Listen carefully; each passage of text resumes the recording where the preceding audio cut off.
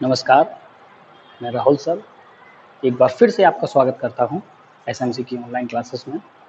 Channel का नाम है पंगा मैथ से। आज 3.5 एक्सरसाइज की पार्ट 2 बताने जा रहा हूं। अगर आपने पिछला वीडियो नहीं देखा हो तो ऊपर दिए गए कार्ड पर क्लिक करके आपको वो वीडियो मिल जाएगा।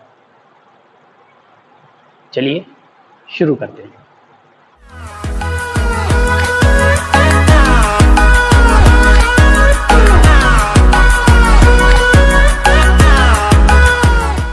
कल क्वेश्चन नंबर 2 तक लग गए थे। क्वेश्चन नंबर जो 3 है वो बड़ा इजी क्वेश्चन है। उस क्वेश्चन को आप लोग लगा सकते हो, लगा के देखिएगा। नहीं आएगा तो कमेंट बॉक्स में मुझे ज़रूर लिखना, मैं उसको आपको सॉल्यूशन दूंगा। क्वेश्चन नंबर 4 कह रहा है निम्न समस्याओं में रैखिक समीकरणों के युग्म बनाइए और उनके हल यदि उनका अस्तित्व हो किसी बीजगणितीय विधि से ज्ञात कीजिए। किसी बीजगणितीय विधि का मतलब है किसी भी मेथड से, ठीक है, किसी भी मेथड से आप इसको हल कर सकते हो। तो चौथे का जो पहला पार्ट है वो क्या है? चौथे का पहला पार्ट है किसी छात्रावास के मासिक व्यय का एक भाग नियत है तथा शेष इस भाग पर निर्भर करता है कि छात्र ने कितने दिन भोजन किया है।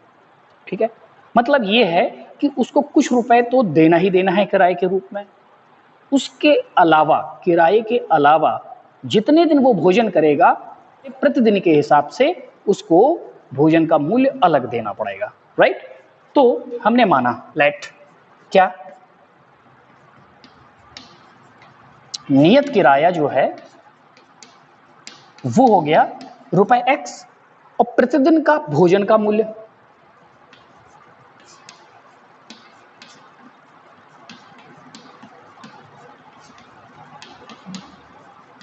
ये मान लिया मैंने y। राइट? अब आगे बढ़ते हैं। जब एक विद्यार्थी a को 20 दिन भोजन जो करता है, कितने दिन भोजन करता है? 20 दिन, उसको 1000 रुपए छात्रावास के व्यय के लिए अदा करने पड़ते हैं। ठीक है, तो अकॉर्डिंग टू क्वेश्चन,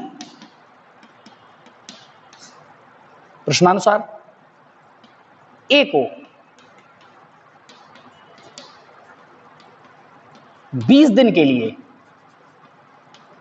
कितना रुपए लगा? 1000 रुपए। अब ध्यान दीजिए 20 दिन उसने भोजन किया होगा, ठीक है, नियत किराया तो उसको देना ही देना है। और 20 दिन किराया, एक दिन भोजन करने का रुपए है, एक दिन भोजन करने का रुपए है y, तो 20 दिन भोजन करने का रुपए हुआ 20y। टोटल कितना हो गया? 1000। और ये इक्वेशन नंबर 1। ऑलराइट, फिर जबकि दूसरा विद्यार्थी बी है, उसने 26 दिन भोजन किया और उसको रुपए देना पड़े 1180। बी को 26 दिन के लिए कितना रुपए देना पड़ेगा? 1180 रुपए उसने दिया 26 दिन का। इसका मतलब है x रुपए तो उसको देने ही देना है, ये तो नियत किराया है।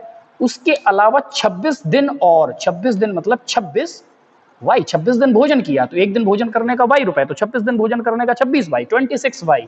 टोटल रुपए कितना हुआ? 1180 रुपए। ये हुआ इक्वेशन नंबर 2।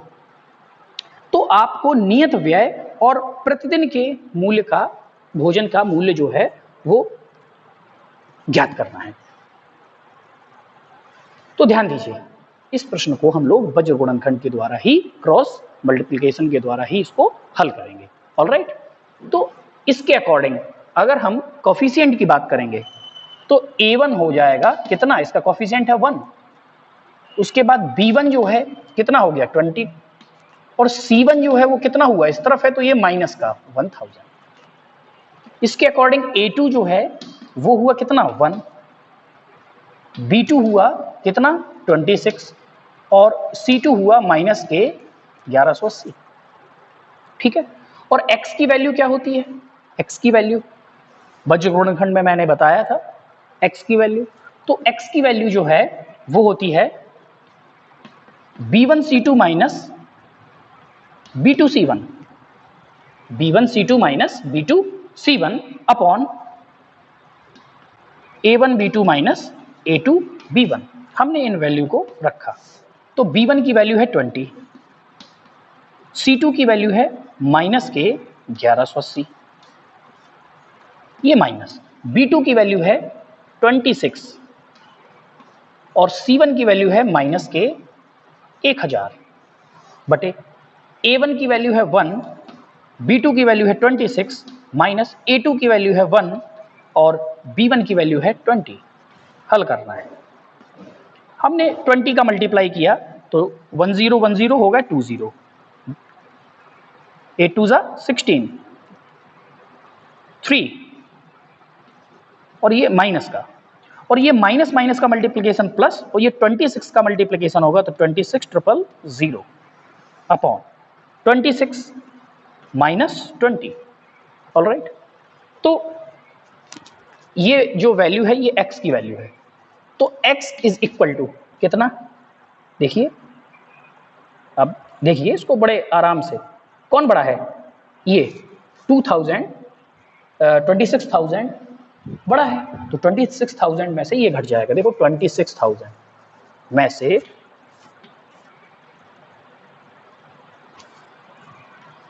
ये घटेगा, देखिए कितना बचेगा, 6 और 4 10, 3 और 1 4 और 2 6, 24 अपॉन ये 26 में से 20 जाएंगे तो 6, तो x की वैल्यू आ गई 400 और x क्या है, यह है नियत किराया, फिक्स्ड, जो नियत किराया x बराबर रुपए 400 रुपए तो नियत किराया है, ये तो लगनी लगना है। इस 400 के अलावा अब हमें निकालनी है y की वैल्यू, किसकी वैल्यू निकालनी है, y की, तो y इज इक्वल टू, अच्छा y का मान क्या इसी में रख लेते हैं, तो यहां से भी निकल आएगा, हमने इक्वेशन 1 का हेल्प ले लिया, ठीक है,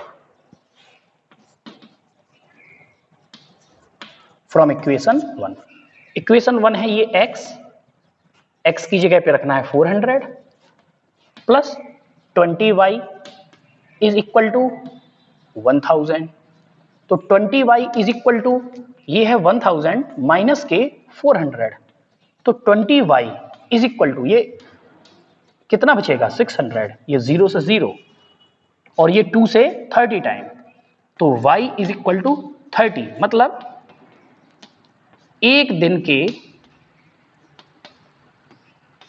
भोजन का मूल्य जो है कितना है 30 रुपए,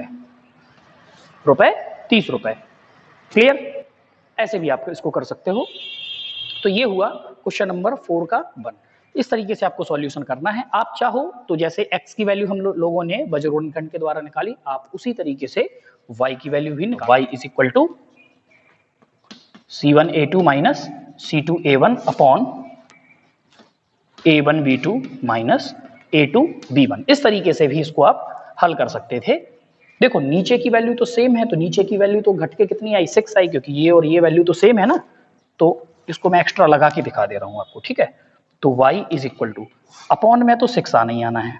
अब ऊपर देखिए C1A2, C1 की वैल्यू ये है और A2 की वैल्यू है 1 का गुणा इसमें होगा तो ये माइनस ही का 1000 आएगा।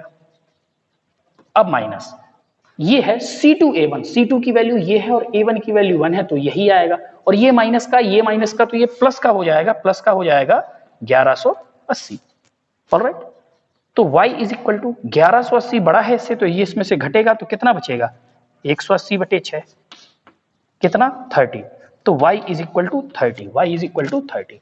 तो ये पार्ट अगर आप इस तरीके से नहीं लगाना चाहते हो तो आप ऐसे भी लगा सकते हो, तो ये पूरा का पूरा आपका वज्रगुणनखंड के द्वारा हो जाएगा, ठीक है।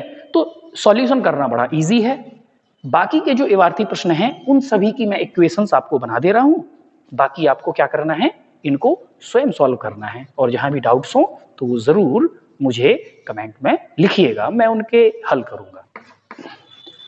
क्वेश्चन नंबर 4 का सेकंड पार्ट जो है वो कह रहा है एक भिन्न 1/3 हो जाती है जब उसके अंश से 1 घटाया जाता है, ठीक है। तो हम लोगों ने लेट मान लिया क्या, जो भिन्न जो है, जो फ्रैक्शन जो है वो हो गया x अपॉन वाई, तो x उसका अंश हो गया, न्यूमरेटर हो गया, और y उसका डिनोमिनेटर हो गया, मतलब हर हो गया, ठीक है। तो अकॉर्डिंग टू क्वेश्चन क्वेश्चन के अकॉर्डिंग इन्होंने कहा भिन्न 1/3 हो जाएगी जब उसके अंश से 1 घटाया जाता है। दैट मीन्स भिन्न है ये, अगर इसके अंश में से 1 घटा देंगे तो ये भिन्न हो जाएगी 1/3, फ्रैक्शन ये हो जाएगा। ठीक है, हमने क्रॉस मल्टीप्लीकेशन किया 3 का, तो ये हुआ 3x माइनस के 3 is equal to y। y इस तरफ 3 इस तरफ, तो 3x minus y minus 3 is equal to 0। ये इक्वेशन हमें एक मिल गई, राइट। फिर बोल रहा है और 1/4 हो जाएगी जब हर में 8 जोड़ दिया जाए। डिनोमिनेटर में जब हम 8 अगर ऐड करेंगे तो ये 1/4 हो जाएगी। ठीक है, तो अकॉर्डिंग टू क्वेश्चन के अकॉर्डिंग, तो क्वेश्चन ने क्या कहा, ये है भिन्न हर में अगर 8 ऐड कर दोगे तो ये 1/4 हो जाएगी। ठीक है, तो भिन्न ज्ञात करना है। ठीक है, तो हमें भिन्न ज्ञात करना है। तो कैसे भिन्न ज्ञात करेंगे, बड़ा इजी है। पहले 4 का गुणा किया तो ये 4x इज इक्वल टू, इसका गुणा 1 में किया तो सेम y प्लस 8, दोनों को ट्रांसफर कर लिया।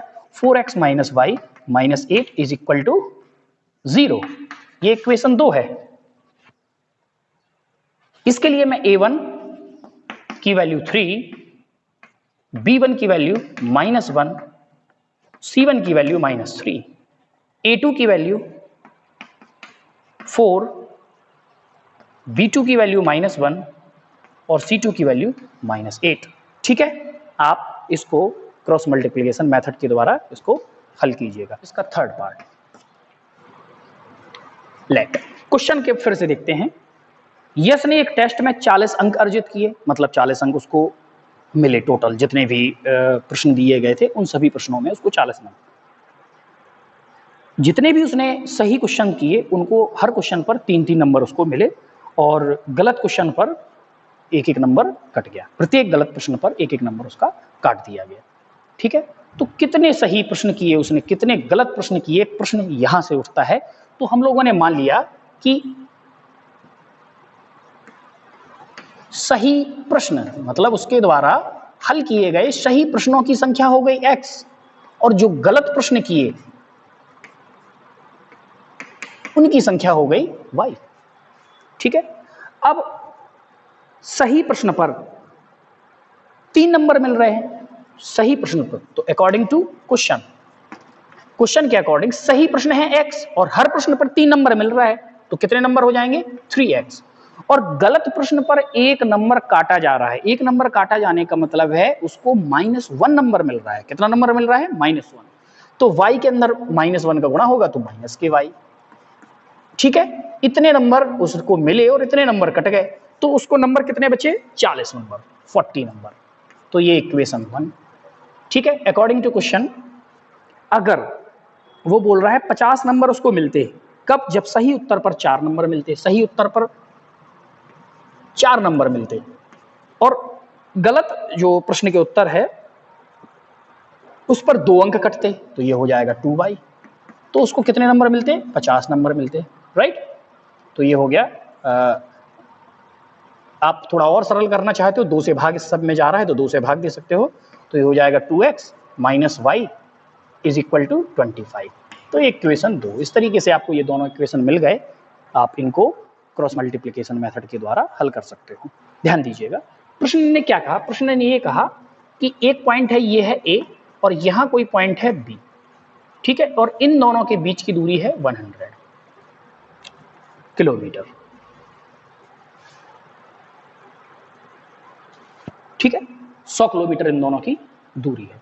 तो उसने कहा पहले पार्ट में कि अगर ये दोनों चलना शुरू करें अलग अलग चाल से, ठीक है, तो मैंने क्या किया,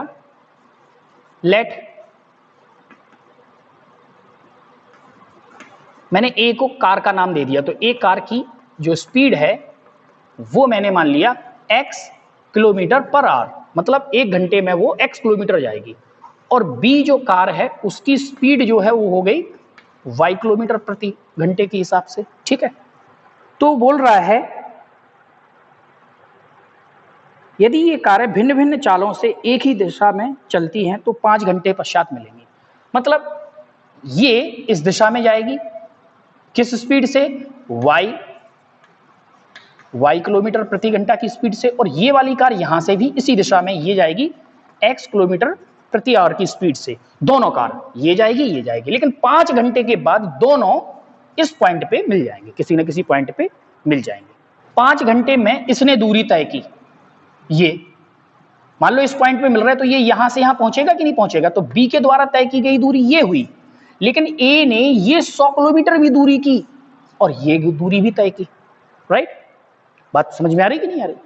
b ने केवल 5 घंटे में कितनी दूरी तय की? इतनी दूरी तय की, ठीक है, क्लियर? 5 घंटे में मिले, तो 5 घंटे में पहले देखे ले रहे दोनों ने दूरी कितनी तय की। तो पहले मैं बात करता हूं, यदि दोनों कार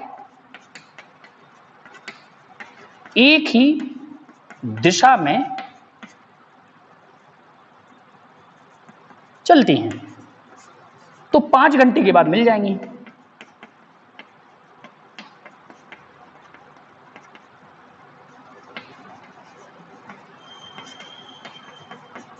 पांच घंटे के बाद वो दोनों कार जो है वो मिल जाएंगे। तो 5 घंटे चला ना, मतलब एक कार भी 5 घंटे, ठीक है। एक कार द्वारा 5 घंटे में चली दूरी, देखो चाल बराबर होता है दूरी बटे समय। देखिए चाल बराबर दूरी बटे समय, ठीक है। और हमें दूरी निकालना है, तो दूरी बराबर चाल गुणे समय, और चाल कितनी है? एक ही, x है, और समय कितना है? 5 घंटा। तो ये कितना हो जाएगा? 5x, ठीक है।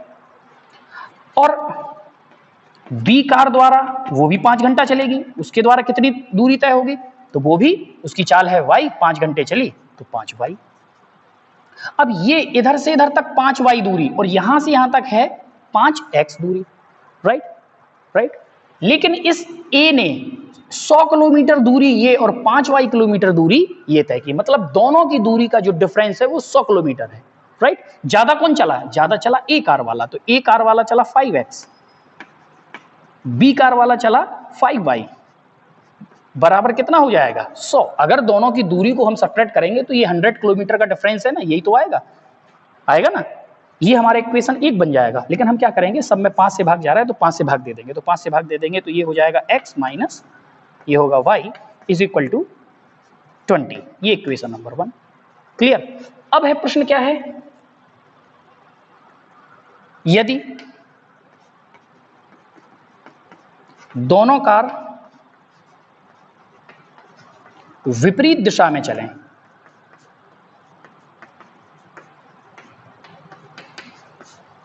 तो 1 घंटे के पश्चात मिल जाएंगी।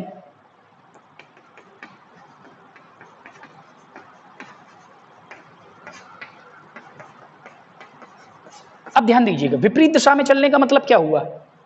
विपरीत दिशा में चलने का मतलब,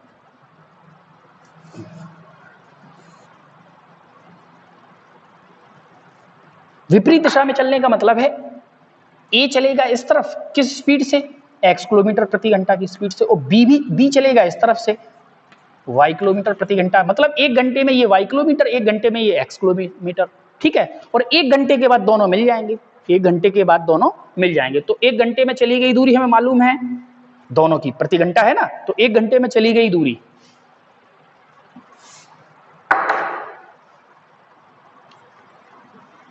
एक घंटे में A द्वारा चली दूरी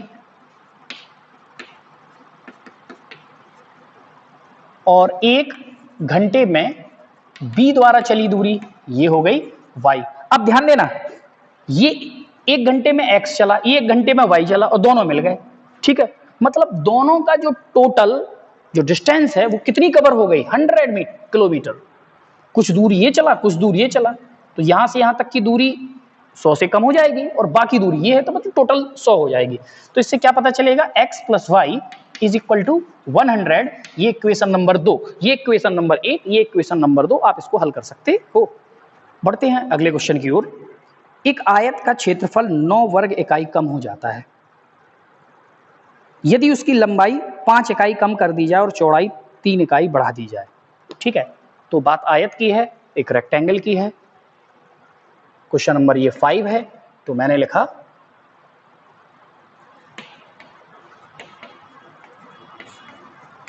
आयत की जो लंबाई हमने मान ली x और उसकी चौड़ाई जो मान ली हमने y। क्लियर? तो वो बोल रहा है अगर आयत की लंबाई ये है, चौड़ाई ये है, तो इसका क्षेत्रफल क्या होगा? तो आयत का क्षेत्रफल, आयत का क्षेत्रफल, क्षेत्रफल होता है लंबाई गुणे चौड़ाई, तो x इंटू वाई, ये इसका एरिया हो गया। तो वो बोल रहा है according to question, according to question, question के हिसाब से, प्रश्नानुसार, क्या लंबाई 5 इकाई कम कर दी जाए और चौड़ाई 3 इकाई बढ़ा दी जाए। लंबाई, लंबाई क्या कर दी जाए? 5 इकाई कम, x है 5 इकाई कम कर दी तो x माइनस वाई, और उसकी जो चौड़ाई जो है वो 3 इकाई बढ़ा दी जाए। 3 इकाई बढ़ा दी जाए का मतलब y जो है उसमें 3 बढ़ा दिया जाए, तो क्षेत्रफल जो है, तो क्षेत्रफल 9 वर्ग इकाई कम हो जाएगा। क्षेत्रफल 9 वर्ग इकाई, पहले क्षेत्रफल था xy, अब जो क्षेत्रफल निकलेगा वो 9 वर्ग इकाई कम हो जाएगा। ठीक है, तो अभी इसके लिए क्षेत्रफल जो है वो क्षेत्रफल होगा लंबाई गुणे चौड़ाई l इंटू बी, तो लंबाई गुणे चौड़ाई x minus 5 into Y plus 3। तो बोल रहा है कि ये क्षेत्रफल घट जाएगा इससे, कितना घटेगा? पहले था x माइनस वाई, अगर इसमें से ये क्षेत्रफल घटा देंगे x minus 5 into Y plus 3, तो कितना आएगा? 9 वर्ग इकाई। ठीक है, तो ये हुआ एक्स वाई माइनस, इनका गुणा किया, y का गुणा करेंगे तो ये हुआ एक्स वाई, y का गुणा करेंगे माइनस के 5y, 3 का गुणा करेंगे तो प्लस के 3x, और 3 का गुणा करेंगे तो माइनस के 5 दिया 15 इज इक्वल टू 9। तो ये हुआ एक्स वाई माइनस का multiplication, minus X Y minus minus हो गया प्लस 5y माइनस के 3x और माइनस माइनस हो गया प्लस के 15 बराबर 9। देखो एक्स वाई से एक्स वाई कैंसिल हो गया। ऑलराइट, हमने क्या किया, इन सभी को हम उस तरफ ले गए, तो ये 3x माइनस का है, जब उस तरफ जाएगा तो प्लस का 3x, 5y उस तरफ जाएगा तो माइनस के 5y, और 15 उस तरफ जाएगा तो माइनस के 15 और प्लस का 9 ऑलरेडी है ही, इस तरफ कुछ भी नहीं बचेगा तो हो जाएगा 0। तो 3x माइनस के 5y कितना बचेगा? माइनस के 6 इज इक्वल टू 0। ये equation number 1।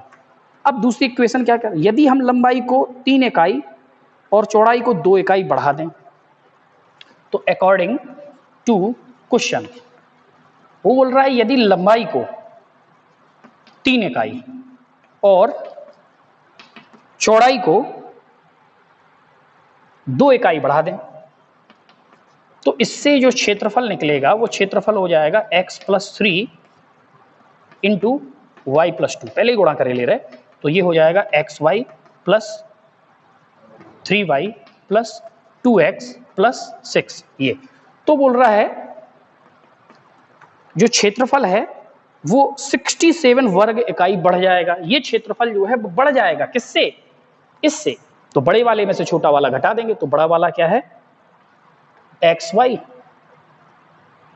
Plus 3y plus 2x plus 6 minus X Y, ये पहले वाला क्षेत्रफल है। जब इनको घटाओगे तो कितना आ जाएगा? 67। ठीक है, ये माइनस का और ये प्लस का दोनों कट गए, तो ये हुआ 2x प्लस 3y प्लस 6, पक्षांतर किया माइनस के 67 इज इक्वल टू 0। तो 2x प्लस 3y इसको घटा देंगे तो माइनस के 61 इज इक्वल टू 0। ये इक्वेशन नंबर हमें 2 मिलेगा। इन दोनों को हल करने पर हमें x और y की वैल्यू मिलेगी, x और y हो जाएगी लंबाई। ठीक है, तो विमाएं का मतलब होता है उसकी लंबाइयों को निकालना, मतलब लंबाई और चौड़ाई की वैल्यू। इस तरीके से ये चैप्टर आपका खत्म हुआ। उम्मीद है आप लोगों को समझ में आया होगा। चैनल को सब्सक्राइब कीजिएगा, वीडियो को लाइक कीजिएगा, शेयर कीजिएगा, कमेंट्स कीजिएगा। अपना ख्याल रखिएगा। Thank you.